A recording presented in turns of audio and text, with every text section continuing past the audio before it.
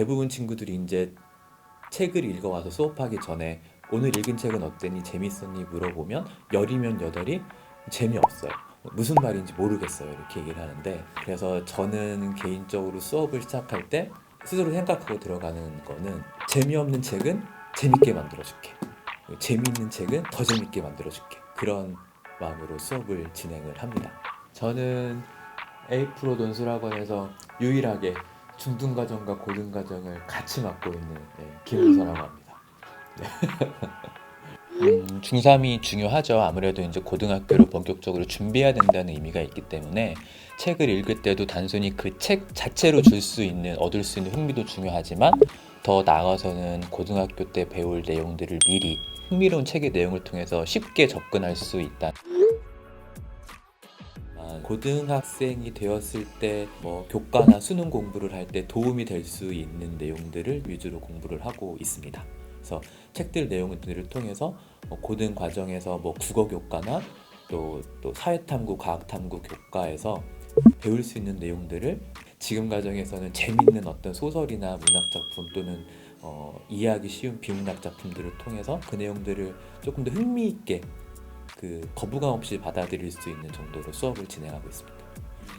최근에 읽었었던 책은 멋진 신세계라는 책이 있었고, 또 허클베리핀, 인형의 집, 노인과 바다 이런 책들을 읽었고요.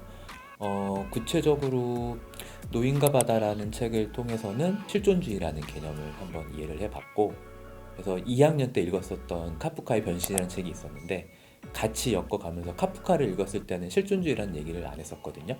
그때는 실존주의를 얘기하기 너무 어려우니까. 그래서 지금 노인과 바다를 읽으면서 변신이랑 같이 얘기를 하면서 실존주의라는 게 과연 어떤 것인지에 대해서 조금 아이들이 쉽게 이해할 수 있도록 한번 공부를 해봤고, 허클베리핀 같은 경우에는 아무래도 허클베리핀이라는 아이가 성장하는 스토리이기도 하지만 뭐 개인과 사회가 어떻게 구성이 돼야 되는 건지, 그리고 개인의 도덕과 집단의 도덕이 왜 다를 수밖에 없는지, 이런 고등학교 때 굉장히 많이 배우는 내용들인데 그런 것도 같이 공부를 했었고, 멋진 신세계는 공리주의에 대한 얘기를 많이 해봤었던 것 같아요.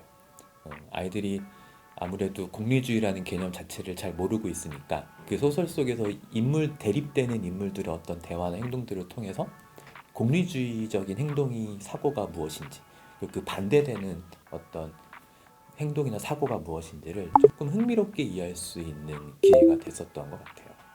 저도 처음에 수업을 할 때는 이게 어려운 개념들을 아무리 소설을 통해서 같이 얘기를 한다고 해서 아이들이 이 개념들을 잘 이해할 수 있을까? 굉장히 좀 저 스스로도 걱정이 많이 되긴 하는데, 근데 그 친구들이 보여주는 굉장히 잠재력이나 포텐이 있는 것 같아요.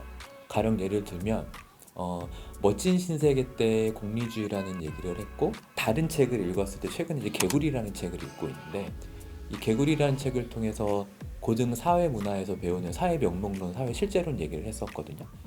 근데 몇몇 친구가 같은 이제 다른 책을 읽었는데 했던 질문 중에 하나가, 선생님 그럼 공리주의랑 사회 실제론이 같은 건가요? 라는 질문을 했었던 적이 있어요. 근데 저는 고등학생들을 같이 공부를 하면서도 그런 질문을 받아본 적이 없거든요. 그렇게 스스로 생각해서 내가 배우는 내용들을 이해하려고 했었던 시도들을 보여준 적이 없어요.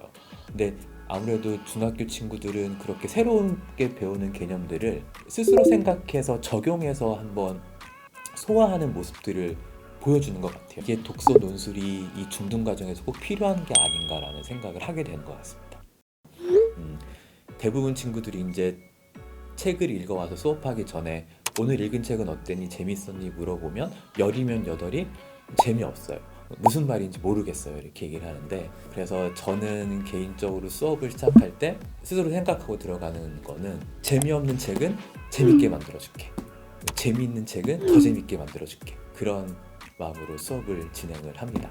저는 아이들이 스스로 알아가는 과정에서 재미를 느낀다고 생각을 해요. 그리고 수업 시간에서 아이들이 그런 부분들을 보여주고, 그래서 어떤 화제를 던져 주었을 때 화제에 대해서 스스로 생각하고 다른 친구들이 생각했던 것들을 서로 이렇게 교환해 가는 과정에서 소설에서 어떤 주어지는 상황이나 인물들의 행동들에 대해서 그게 이런 행동이었구나, 이런 의미가 있었구나라는 것을 발견하는 모습들을 봤을 때 아이들이 아 그래도 내가 읽었었던 책이 그냥 무의미한 건 아니었구나 이런 걸 이렇게 스스로 발견해가는 과정에서 좀 즐거움을 느끼는 것 같습니다. 학습적인 차원에서 생각을 해보면 우리 그런 말 많이 하잖아요. 단순 암기하지 말아라. 단순 암기하면 금방 까먹고 완전히 이해한 게 아니다. 전 어떻게 보면 그 말이 굉장히 모순적인 것 같아요. 너무 맞는 말이잖아요. 그냥 무작정 외우지 마라. 이해해야 된다. 근데 이해는 어떻게 해야 되는 거지? 라는 질문이 역으로 들 수밖에 없는데 거기에 대해서는 누구도 답을 내려주지 않아요. 어떤 배경 지식이라던가 학생 스스로 주어진 내용들을 소화할 수 있는 능력이 있어야 된다는 건데 그런 부분들은 충분한 독서와 굉장히 넓은 분야의 책 읽기를 통해서 스스로 길러지지 않으면 할 수 없는 영역인 것 같아요. 그래서 그런 부분들이 중학교 교육 과정을 통해서 충분히 연습이 되면 고등학교 가서도 학습적인 부분에서 충분히 주어진 내용들을 본인 스스로 이해하면서 공부를 할 수 있는 능력이 길러질 수 있는 것이 아닌가라는 생각이 들고 장기적으로 봤을 때는 책을 읽는다는 것이 기본적으로는 자기 자신을 이해한다는 의미가 있기 때문에 내가 과연 어떤 사람인지 자신에 대한 이해가 높아지면 그걸 바탕으로 해서 다른 사람에 대한 이해도 넓어질 수 있고 다양한 정서나 경험들을 책 속에서 함으로써 나와 타인 그리고 넓게는 세상에 대한 이해가 더 넓어진다는 점에서 중3 시기에 특히 중등 과정의 독서는 여러 가지 의미가 있지 않나라는 생각을 합니다.